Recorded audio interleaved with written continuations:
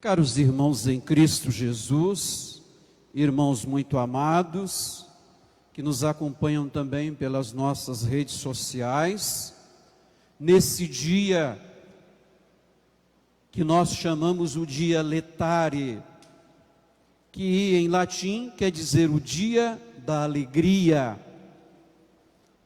Esse dia acontece 2 vezes na liturgia, no ciclo da liturgia, ou melhor dizendo, acontece no Advento e na Quaresma. Mas no Advento a gente diz o dia letário, o dia da alegria. E na Quaresma a gente diz Gaudete, dia do Gáudio, porque também está se aproximando da festa da ressurreição, quando é próximo da Páscoa. Então são os 2 domingos que nós usamos os paramentos rosa, ou chamado rosáceo, para lembrar que as alegrias estão chegando, estão próximas de nós. A esperança que gesta no seio virginal de Nossa Senhora é a esperança que nos conduz diante da grandiosidade do mistério de Deus, que abarca a nossa humanidade, que vem assumir a nossa carne, menos no pecado. E justamente é o que a leitura, a primeira do profeta Isaías, do qual eu disse nas liturgias passadas, que as leituras do tempo do Advento seriam do profeta Isaías, porque Isaías anuncia o Messias. E aí a leitura de hoje, a primeira leitura, ela nos fala já do Messias. Lembrem quando Jesus, ele entra na sinagoga, ele entra na igreja judaica, porque como bom judeu, ele tinha, o direito de entrar e ler o livro sagrado. E justamente ele lê essa parte: o Espírito do Senhor está sobre mim. Ele já está adulto, porque o Senhor me ungiu, enviou-me para dar a boa notícia aos humildes, curar as feridas da alma, pregar a redenção para os cativos, a liberdade para os que estão presos, para proclamar o tempo de graça do Senhor. Quando Jesus diz, ou lê, essa palavra, o que acontece? Ele diz no finalzinho: hoje se cumpriu essas palavras, se cumpriu a profecia. E eles quiseram ali eliminar Jesus, porque na verdade eles não enxergaram que ali na frente estava o próprio Messias, o anunciado pelos profetas, o desejado por toda a humanidade, que vinha libertar o seu povo.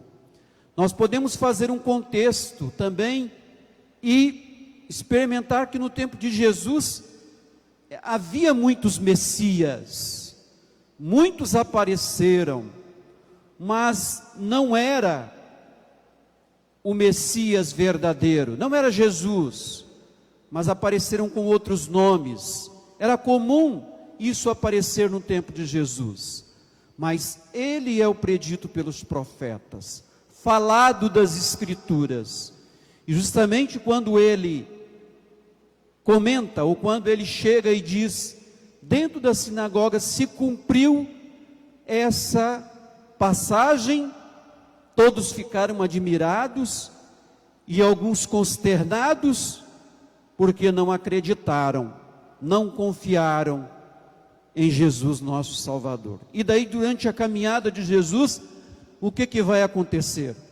Muitos vão se degladiar com ele, muitos vão discutir com ele, como os rabinos, os sacerdotes.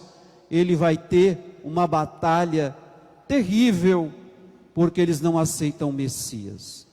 E hoje também no Evangelho nos fala de João o Batista, que se vestia como o profeta Elias, Mas, aqui no diálogo do Evangelho de João, parece que eles não entendem que aquele que se veste, aquele que está revestido como precursor, é o último dos profetas do Antigo Testamento. Ele é muito parecido com Elias, só que Elias não ressuscitou, porque Elias não morreu. Como nós sabemos, Elias foi arrebatado para os céus, numa carruagem de fogo, como nos diz o texto. Então eles pensavam que aquele que estava ali era Elias. Não, eu não sou. Você é o Messias? Não, também não sou. E os questionamentos vão: és o profeta? Ele respondeu: não. Perguntaram: então quem és afinal? Temos que levar uma resposta. E ele diz: eu sou a voz que grita no deserto, aplainai o caminho do Senhor, conforme diz o profeta Isaías. Justamente a função de João Batista era ser o tapete de Jesus, justamente isso. Como ele próprio diz: eu não sou digno de abaixar e de desatar as suas sandálias. Eu vim para aplainar os caminhos do Salvador. Quer dizer, eu vim para endireitar os lugares aonde ele vem passar. Então, João não se autodenomina jamais. Ele sabe da sua missão, ele sabe da sua função como precursor. Ele se veste como o último dos profetas, carregando uma roupa tirada da pele de carneiro, se alimentando de gafanhotos, não comia carne, não tomava álcool e comia o que a natureza lhe dava. Não era assim que viviam os profetas? Sim, era assim que viviam os profetas. E ele vivia jejuando à espera de ver o Messias, o Salvador, que quando ele o vê, ele diz o quê? Eis o Cordeiro de Deus, aquele que tira o pecado do mundo. Eu não o batizo, eu batizo com água, mas virá aquele que batiza com o Espírito Santo. E justamente esse é o Messias. Uma passagem, uma frase do Papa Francisco fala muito bem dessa liturgia do hoje. Ele diz: os montes e as colinas devem ser rebaixadas. Os montes e as colinas que devem ser rebaixadas são o orgulho, a soberba e a prepotência. Onde existe orgulho, prepotência e soberba, o Senhor não pode entrar, pois o coração está cheio de orgulho, prepotência e soberba. Então o Papa Francisco diz que endireitar os caminhos de Deus é justamente isso. Aplainar os seus caminhos é tirar toda a prepotência, é tirar todo o orgulho de dentro de si, para que Deus possa encontrar lugar nesse coração. E Jesus faz um grande elogio, não sei se vocês ouviram nesse domingo passado. Entre os nascidos de mulher, ninguém foi maior do que João. E o menor no reino dos céus é maior do que João. Justamente isso. João, a sua atitude é de extrema humildade. E de tanta extrema humildade que Jesus o elogia. O Jesus diz: entre os nascidos de mulher, ninguém foi maior do que João, porque ele foi humilde, ele sabia o lugar dele, ele sabia que ele foi preparado para ser o precursor, para ele aplainar, para ele preparar os seus caminhos, os caminhos de Jesus.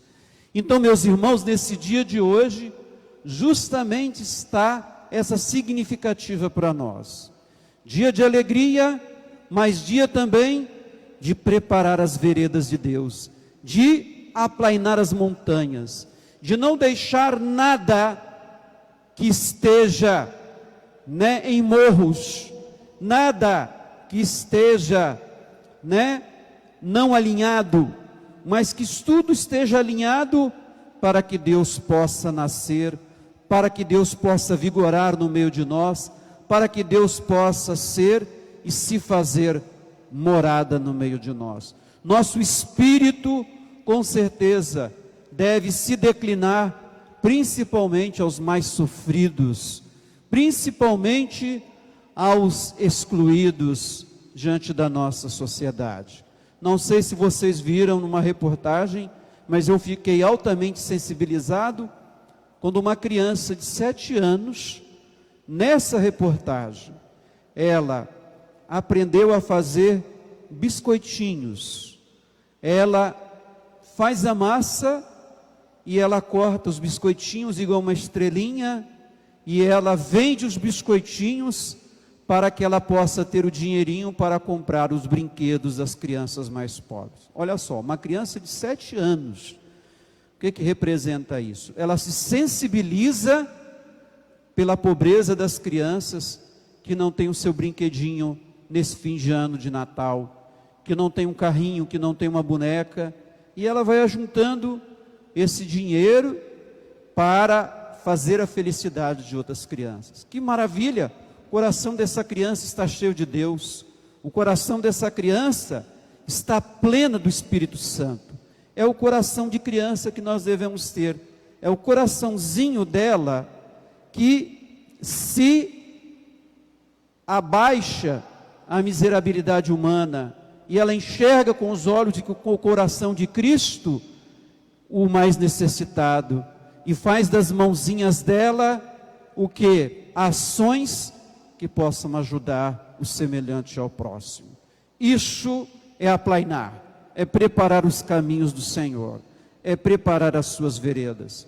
Que nós, cada vez mais perto do Natal, criemos esse tipo de sensibilidade, porque com certeza, Ele virá, estará no meio de nós e quer encontrar o nosso coração alegre, o nosso coração feliz, mas o nosso coração que lembre principalmente do irmão que mais sofre, que mais padece. Louvado seja o nome de nosso Senhor Jesus Cristo.